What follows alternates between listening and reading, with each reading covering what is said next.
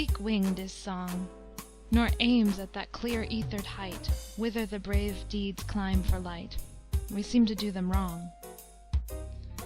Bringing our robin's leaf to deck their hearse, who in warm life-blood wrote their nobler verse, our trivial song to honor those who come with ears attuned to strenuous trump and drum, and shaped in squadron strophes their desire, live battle odes whose lines were steel and fire, yet sometimes feathered words are strong, a gracious memory to buoy up and save from Lethe's dreamless ooze the common grave of the unventurous throng.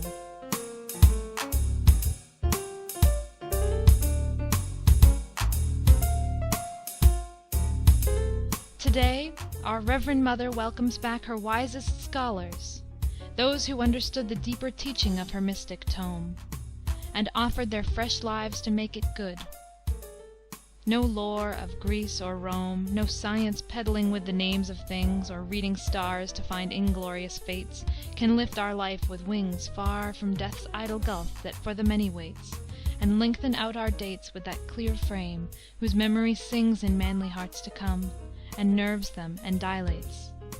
Nor such thy teaching, Mother of us all, nor such the trumpet call of thy diviner mood, that could thy sons entice from happy homes and toils, the fruitful nest of those half-virtues which the world calls best, into war's tumult rude. But rather far that stern device the sponsors chose that round thy cradle stood, in the dim unventured wood, the veritas that lurks beneath the letter's unprolific sheath, life of whate'er makes life worth living, seed-grain of high emprise, immortal food, one heavenly thing whereof earth hath the giving.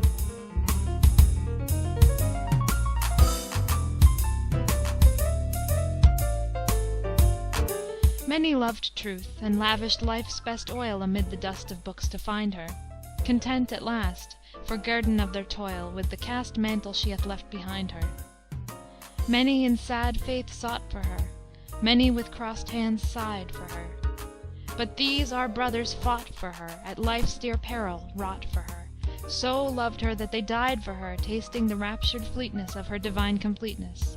Their higher instinct knew, those love her best who to themselves are true, and what they dare to dream of, dare to do. They followed her and found her where all may hope to find, not in the ashes of the burnt-out mind, but beautiful, with danger's sweetness round her. Where faith made whole with deed breathes its awakening breath into the lifeless creed, they saw her plumed and mailed, with sweet stern face unveiled, and all repaying eyes looked proud on them in death.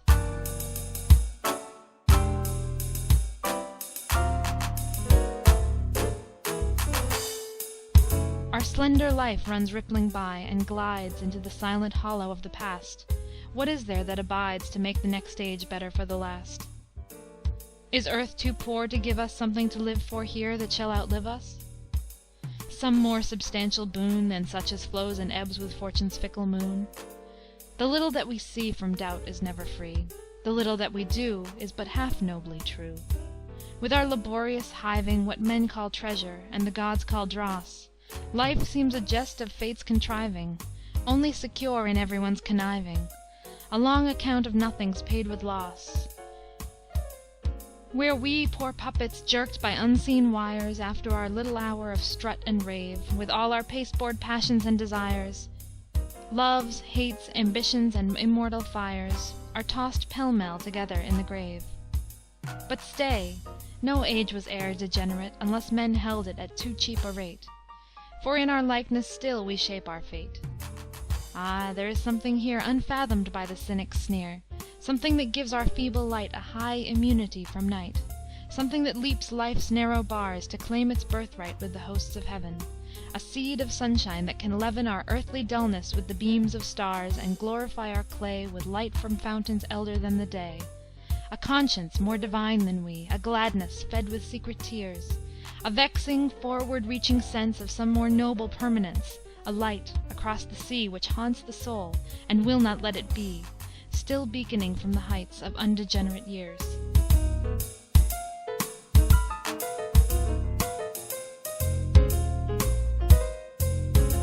Whither leads the path to ampler faiths that leads? Not down through flowery meads to reap an aftermath of youth's vainglorious weeds, but up the steep, amid the wrath and shock of deadly hostile creeds, where the world's best, hope and stay, by battle's flashes gropes a desperate way, and every turf the fierce foot clings to bleeds. Peace hath her not ignoble wreath, ere yet the sharp decisive word light the black lips of cannon, and the sword dreams in its easeful sheath. But some day the live coal behind the thought, whether from Baal's stone obscene, or from the shrine serene of God's pure altar brought, bursts up in flame, the war of tongue and pen learns with what deadly purpose it was fraught, and helpless in the fiery passion caught, shakes all the pillared state with shock of men. Some day the soft ideal that we wooed confronts us fiercely, foe beset, pursued, and cries reproachful, "Was it then my praise, and not myself, was loved? Prove now thy truth, I claim of thee the promise of thy youth, give me thy life, or cower in empty phrase, the victim of thy genius, not its mate." Life may be given in many ways, and loyalty to truth be sealed as bravely in the closet as the field. So bountiful is fate, but then to stand beside her, when craven churls deride her, to front a lie in arms and not to yield, this shows, methinks, God's plan, and measure of a stalwart man, limbed like the old heroic breeds, who stands self-poised on manhood's solid earth, not forced to frame excuses for his birth, fed from within with all the strength he needs.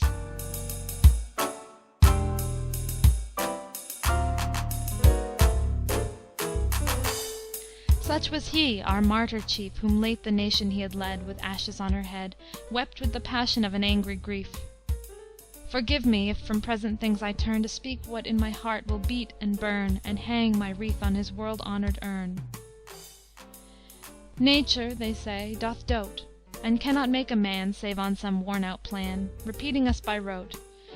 From him her old world molds aside she threw, and choosing sweet clay from the breast of the unexhausted West, with stuff untainted shaped a hero new, wise, steadfast in the strength of God, and true.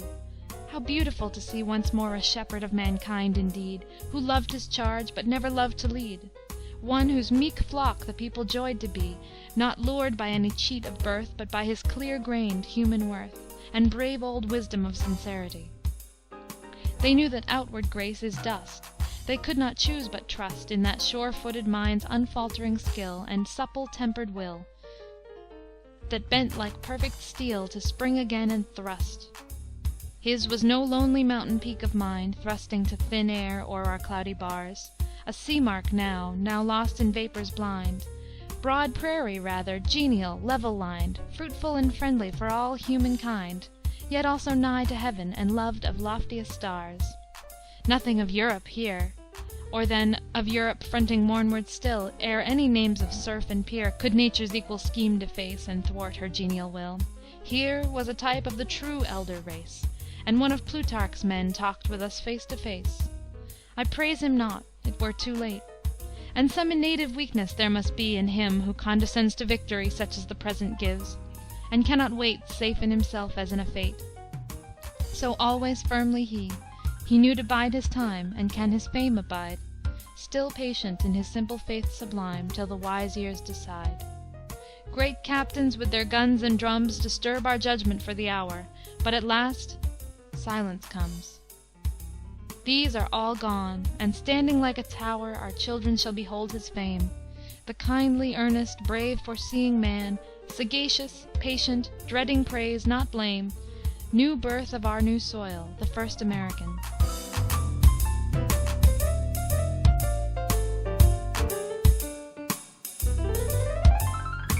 Long as man's hope insatiate can discern, or only guess some more inspiring goal outside of self, enduring as the pole, along whose course the flying axles burn, of spirits bravely pitched, earth's manlier brood. Long as below we cannot find the mead that stills the inexorable mind, so long this faith to some ideal good, under whatever mortal names it masks, freedom, law, country, this ethereal mood that thanks the fates for their severer tasks, feeling its challenged pulses leap, while others skulk in subterfuges cheap, and set in danger's van, has all the boon it asks, shall win man's praise and woman's love, shall be a wisdom that we set above all other skills and gifts, to culture dear, A virtue round whose forehead we enwreathe Laurels, that with a living passion breathe When other crowns grow, while we twine them sere. What brings us thronging these high rites to pay, And seal these hours the noblest of our year, Save that our brothers found this better way?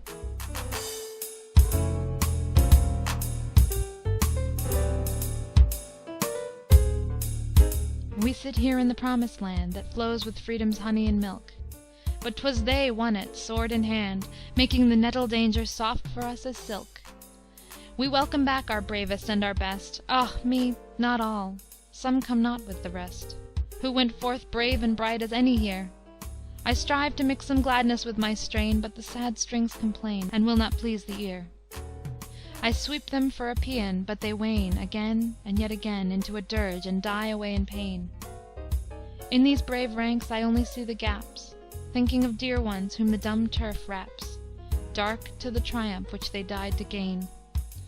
Fitlier may others greet the living, For me the past is unforgiving. I, with uncovered head, Salute the sacred dead, Who went and who return not. Say not so! 'Tis not the grapes of Canaan that repay, But the high faith that failed not by the way. Virtue treads paths that end not in the grave, No bar of endless night exiles the brave, And to the saner mind we rather seem the dead that stayed behind. Blow, trumpets, all your exultations blow, For never shall their aureoled presence lack. I see them muster in a gleaming row, With ever youthful brows that nobler show.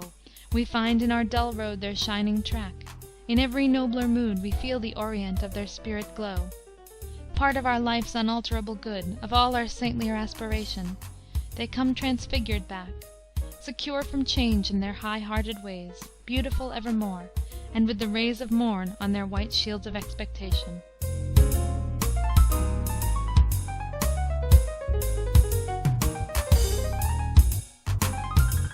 But is there hope to save even this ethereal essence from the grave? Whatever 'scaped oblivion's subtle wrong, Save a few clarion names, or golden threads of song? Before my musing eye the mighty ones of old sweep by, Disvoiced now, and insubstantial things, As noisy once as we, poor ghosts of kings, Shadows of empire wholly gone to dust, And many races, nameless long ago, To darkness driven by that imperious gust Of ever-rushing time that here doth blow. O visionary world, conditions strange, Where naught abiding is but only change, Where the deep-bolted stars themselves still shift and range!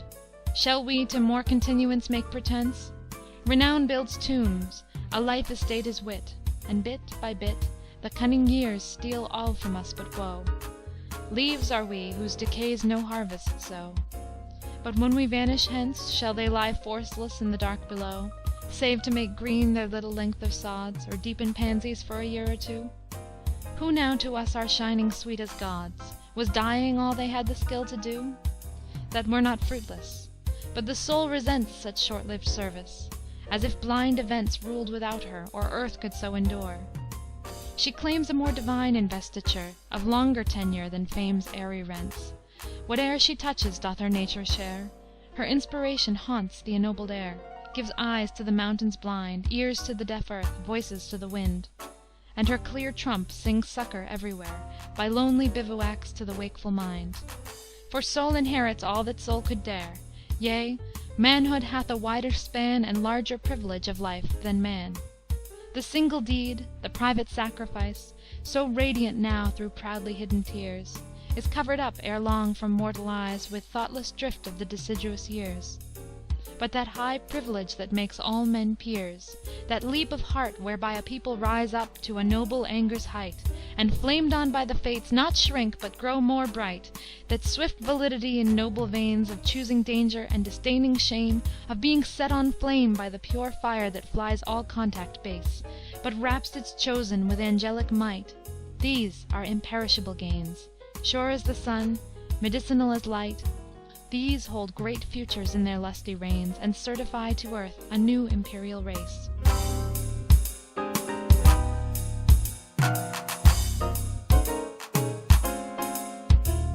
Who now shall sneer? Who dare again to say we trace Our lines to a plebeian race, Roundhead and Cavalier? Dumb are those names erewhile in battle loud, Dream-footed as the shadow of a cloud, they flit across the ear. That is best blood that hath most iron in it, to edge resolve with, pouring without stint for what makes manhood dear. Tell us not of Plantagenets, Hapsburgs, and Guelfs, whose thin bloods crawl down from some victor in a border brawl. How poor their outworn coronets, matched with one leaf of that plain civic wreath, our brave for honor's blazon shall bequeath, through whose desert a rescued nation sets her heel on treason, and the trumpet hears shout victory, tingling Europe's sullen ears with vain resentments and more vain regrets.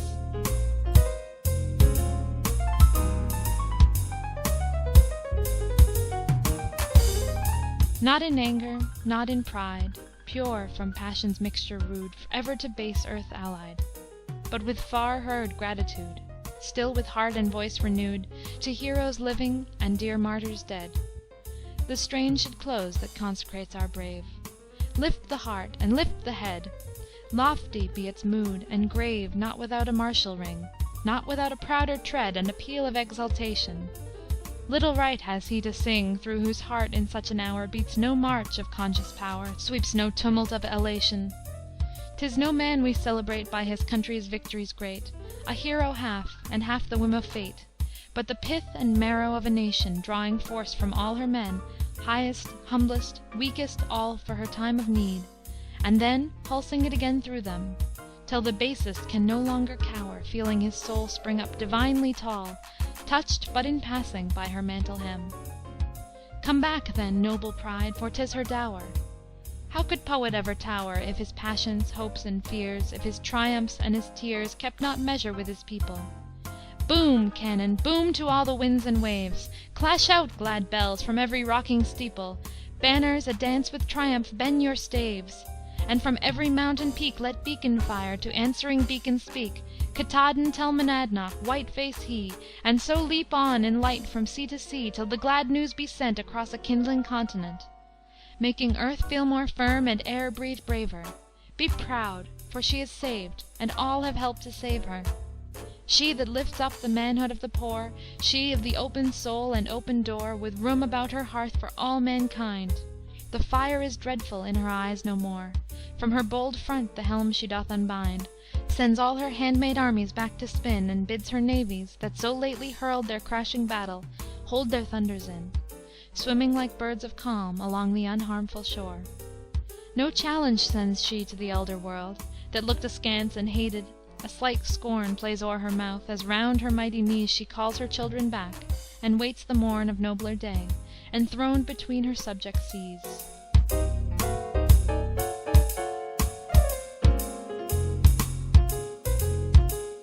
Bow down, dear land, for thou hast found release. Thy God in these distempered days hath taught thee the sure wisdom of his ways, and through thine enemies hath wrought thy peace. Bow down in prayer and praise. No poorest in thy borders but may now lift to the juster skies a man's enfranchised brow.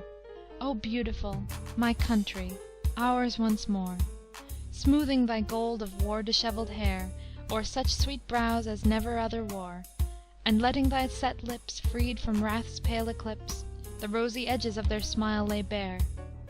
What words divine of lover or of poet could tell our love, and make thee know it, among the nations bright beyond compare? What were our lives without thee? What all our lives to save thee? We reck not what we gave thee, we will not dare to doubt thee, but ask whatever else, and we will dare.